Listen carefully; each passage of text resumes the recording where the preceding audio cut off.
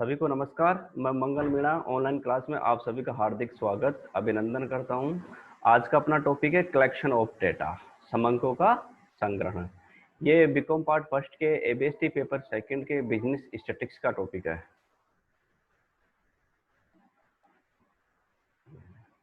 Collection of data किसी भी विषय पर अध्ययन करने के लिए उस विषय से संबंधित डेटा इकट्ठे करना ही कलेक्शन कहलाता है।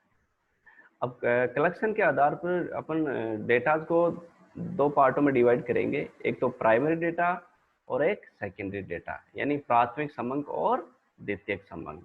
पहले अपन देखेंगे प्राथमिक समंक।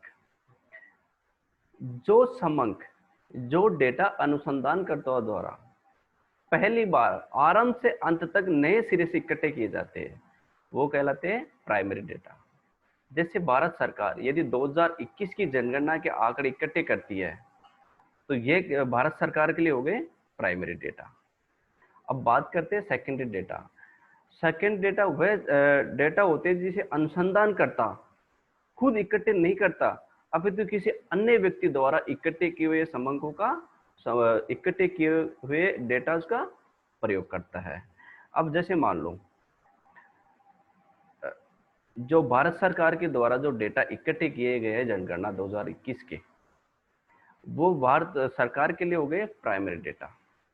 अब उन डेटाज का उन आंकड़ों का यदि राजस्थान गवर्नमेंट प्रयोग करती है तो राजस्थान गवर्नमेंट के लिए वो आंकड़े हो गए द्वितीयक समंक यानी सेकेंडरी डेटा। इस प्रकार एक ही प्रकार के डेटा जो एक अनुसंधानकर्ता के हाथों में प्राइमरी हो सकते हैं और दूसरे व्यक्ति के हाथों में सेकेंडरी हो सकते हैं। यानी भारत सरकार जब 2021 की जनगणना करेगी तो भारत सरकार के लिए प्राइमरी डेटा हो गए और वही आंकड़े राजस्थान सरकार के लिए द्वितीयक समंक हो गए। अब बात करते हैं methods of collecting primary data. प्राथमिक समंकों के संग्रहण की रीतियां कौन कौन सी है अपन देखते हैं। पहली है प्रत्येक व्यक्तिगत अनुसंधान। इस रीति के अंतर्गत एक अनुसंधानकर्ता क्या करता है कि जो सूचना देने वाला व्यक्ति है उससे डायरेक्ट कांटेक्ट करता है और सूचना प्राप्त करता है। जैसे मान लो कृषि विभाग द्वारा किसानों को फसलों को मुआवजा देना है, ठीक है, तो वो कृषि विभाग के कर्मचारी क्या करेंगे, डायरेक्ट खेत में जाकर किसानों से संपर्क करेंगे और उनसे बातचीत करेंगे, पूछताछ करेंगे और फसलों का मुआवजा देंगे। तो ये हो गया डायरेक्ट पर्सनल इन्वेस्टिगेशन, यानी उनसे डायरेक्ट कांटेक्ट किया जाता है और समस्या को सोल्व किया जाता है। ये हो जाता है प्रत्यक्ष व्यक्तिगत अनुसंधान। ये विधि कहाँ उपयुक्त रहती है, जहाँ पर एक स्थानीय प्रकृति का हो या जिसका क्षेत्र सीमित हो और जहाँ पर समंकों को जैसे डेटा को अपने को गोपनीय रखना है और जहाँ समंकों की मौलिकता पर अधिक जोर देना है। अब सेकंड है अप्रत्यक्ष मौखिक अनुसंधान। इस रीति के अंतर्गत क्या करता है, अनुसंधानकर्ता सूचना देने वाले व्यक्ति से कांटेक्ट न करके किसी थर्ड पार्टी से जो उस सूचना के बारे में जानता है उससे संपर्क स्थापित करता है और उस सूचना से संबंधित जो सूचनाएं प्राप्त करता है। जैसे मान लो एक फैक्ट्री के अंदर 100 मजदूर काम करते हैं। अब अनुसंधानकर्ता क्या करेगा, उन मजदूरों से बातचीत न करके उन फैक्ट्री के मालिक से बात करेगा और उस मालिक से उन मजदूरों के रहन सहन, खान पान, उनकी आर्थिक स्थिति के बारे में पता लगाएगा। ये विधि वहां उपयुक्त रहती है जहां पर समय कम हो या व्यापक क्षेत्र हो, क्योंकि उस अनुसंधानकर्ता के लिए इस उदाहरण जो अपन काम में ले रहे हैं वहां पर प्रत्येक मजदूर के पास जाकर सूचना का पता लगाना, उनकी रहन सहन, खान पान, आर्थिक स्थिति का पता लगाना पॉसिबल नहीं है, क्योंकि इसमें बहुत टाइम लग जाएगा। इसलिए ये रीति वहां उपयुक्त रहती है जहां पर क्षेत्र अधिक व्यापक हो और सूचना देने वाले से व्यक्तिगत संपर्क स्थापित करना पॉसिबल नहीं हो। थर्ड है संवाददाताओं द्वारा स्थानीय स्रोतों से सूचना प्राप्ति। इस रीति के अंतर्गत अनुसंधानकर्ता क्या करेगा, जिस क्षेत्र पर, जिस एरिया में अपने को अनुसंधान करना है, जिस एरिया से अपने को सूचना इकट्ठी करनी है, वहां पर क्या करेगा, अपने संवाददाताओं की नियुक्ति कर देगा और वो संवाददाता क्या करेंगे, नियमित समय समय पर वहां से जो सूचना है वो इकट्ठी करके अनुसंधानकर्ता के पास भेजते रहेंगे। ये विधि वहां उपयुक्त रहेगी जहां पर अपने को एक नियमित सूचना की जरूरत पड़ती हो और एक टाइम लिमिट के अंदर सूचना की जरूरत पड़ती हो, तो ये विधि वहां उपयुक्त रहती है। अब चौथी विधि होगी सूचकों द्वारा अनुसूचियां भरवाकर सूचना प्राप्ति। इस रीति के अंतर्गत अनुसंधानकर्ता क्या करता है कि बहुत से एक प्रश्नावली बनाती है, एक अनुसूची बना लेता है जिसमें बहुत सारे, जैसे मान लो प्रश्न ले लेता है, 5-50 प्रश्न लेके एक प्रश्नावली बना लेता है। और उस प्रश्नावली, प्रश्न ऐसे होने चाहिए, एक समझने में थोड़े सरल होने चाहिए, स्पष्ट होने चाहिए और छोटे होने चाहिए, ताकि प्रत्येक व्यक्ति सूचना देने वाला उसको आसानी से समझ सके। वह व्यक्ति एक प्रश्नावली तैयार करेगा और उसको तैयार करने के बाद में उसकी बहुत सारी फोटोकॉपीज करेगा और फोटोकॉपीज को जिस व्यक्ति से सूचना प्राप्त करनी उस व्यक्ति को बाय पोस्ट कर देगा। फिर वो व्यक्ति उस जो प्रश्नावली आएगी उससे फिर वो सूचनाएं भरेगा और वापस अनुसंधानकर्ता के पास भेज देगा। ये विधि वहां उपयुक्त रहेगी जहां पर अपने को एक व्यापक क्षेत्र में अनुसंधान करना हो, और ये विधि वहीं उपयुक्त रह सकती है जहां व्यक्ति सूचना देने वाला साक्षर हो, यानी इसके लिए सूचना देने वाले व्यक्ति का पढ़ा लिखा होना जरूरी है। अब है परगणकों द्वारा अनुसूचियों को भरकर सूचना प्राप्ति।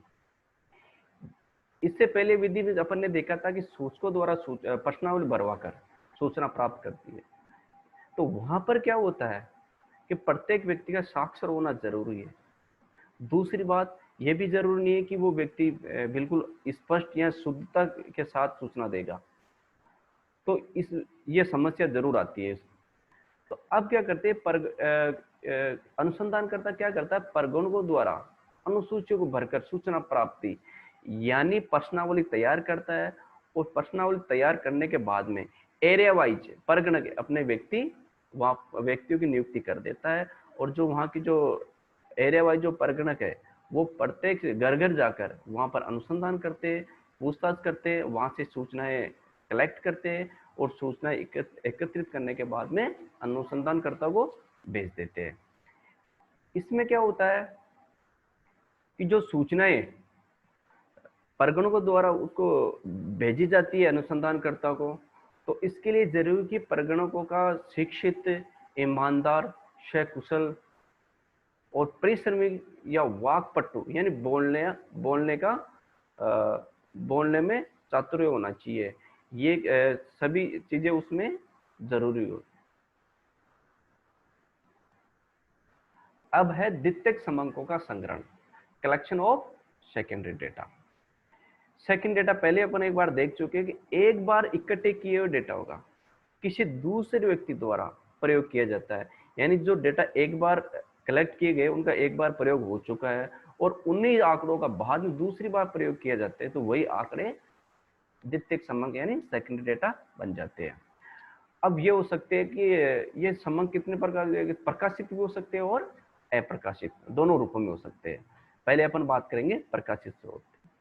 विभिन्न विषयों पर सरकारी व गैर सरकारी संस्थाएं एवं अनुसंधानकर्ता महत्वपूर्ण आंकड़े एकत्रित करके उनको पब्लिश करते रहते हैं। इन आंकड़ों का विभिन्न व्यक्तियों द्वारा भिन्न भिन्न उद्देश्य हेतु प्रयोग किया जाता है। अब ये पब्लिश आंकड़े कौन कौन से हो सकते हैं? पहले अंतर्राष्ट्रीय प्रकाशन, अंतर्राष्ट्रीय संस्थाओं तथा अन्य राष्ट्रीय की सरकारों तथा सांख्यिक अनुसंधान के तथ्यों को समय समय पर प्रकाशित किया जाता है। जैसे संयुक्त राष्ट्र संघ के वार्षिक प्रतिवेदन हो गया, अंतर्राष्ट्रीय श्रम संगठन, अंतर्राष्ट्रीय मुद्रा कोष आदि संस्थाओं का वार्षिक प्रतिवेदन। अब सरकारी प्रकाशन, सेंट्रल गवर्नमेंट, स्टेट गवर्नमेंट के विभिन्न मंत्रालयों के अंतर्गत स्थापित विभिन्न सांख्यिक विभागों तो अन्य सरकारी निदेशालय द्वारा नियमित रूप से आंकड़े संग्रहित करके उन्हें पब्लिश किए जाते हैं जो विभिन्न क्षेत्रों से संबंधित होते हैं।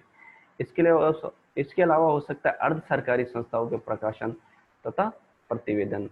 अर्ध सरकारी संस्थाएं जैसे नगर पालिका हो सकती है, नगर निगम हो सकते हैं, पंचायतें, जिला परिषद आदि भी जन्म मृत्यु मरण, सार्वजनिक स्वास्थ्य, शिक्षा, चिकित्सा एवं सार्वजनिक विकास से संबंधित आंकड़ों का प्रकाशन समय समय पर करती रहती है। और कौन से प्रकार से स्रोत हो सकते हैं? समिति एवं आयोगों के प्रतिवेदन।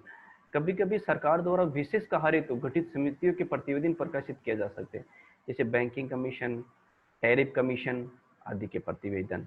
व्यापारिक संस्थाओं के प्रकाशन, बड़ी बड़ी व्यापारिक संस्थाएं भी अपने बड़ी बड़ी व्यापारिक संस्थाएं भी पब्लिश करती रहती है।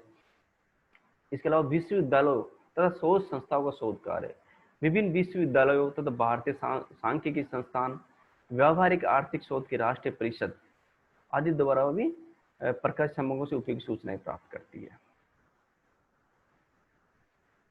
अब पत्र पत्रिकाएं, समाचार पत्र, सामयिक पत्रिकाएं आदि महत्वपूर्ण समूहों का प्रकाशन करती रहती है। अब बाजार समाचार, शेयर बाजार उत्पादन एवं विनिमय बाजार तथा सोना चांदी बाजार और केंद्रीय कार्यालयों से बाजार प्रवृत्ति उत्पादन, विक्रय मूल्य प्रवृत्ति एवं उपयोग से संबंधित महत्वपूर्ण समूहों का प्रकाशन होता रहता है। इसके अलावा व्यक्तिगत अनुसंधानकर्ता, शोध संस्थाओं के अतिरिक्त व्यक्तिगत अनुसंधानकर्ता विभिन्न विषयों पर आवश्यक संबंध संग्रहित करके सार्वजनिक उपयोग के लिए प्रकाशित करवाते रहते हैं। संघों एवं संगठनों के प्रकाशन, व्यापारी एवं गैर व्यापारिक संघ एवं संगठन तथा भारतीय वाणिज्यिक उद्योग संघ, jute mills association, Mumbai mills मालिक संघ आदि अपने शोध विभाग द्वारा समूहों का संग्रहण एवं प्रकाशित करते रहते हैं। अब इसके अलावा अप्रकाशित स्रोत, जो ये जरूरी नहीं है कि जो भी आंकड़े इकट्ठे किए जाएंगे वो पब्लिश किए जाएंगे, तो जो आंकड़े पब्लिश नहीं किए गए उनके द्वारा भी अपन महत्वपूर्ण सूचना प्राप्त कर सकते हैं। कभी कभी सरकारी औद्योगिक संस्थान विशिष्ट अनुसंधान या जांच कराते हैं। ये अनुसंधान या जांच गुप्त होती है, अतः इनके परिणाम प्रकाशित नहीं किए जाते। अनुसंधानकर्ता इन परिणामों के कुछ अंश अनुसंधान में प्रयुक्त कर सकता है। भारत में लागत अंकेक्षण पढ़ते हैं, कॉस्ट ऑडिट रिपोर्ट एक इसका एक महत्वपूर्ण उदाहरण है। Thank you.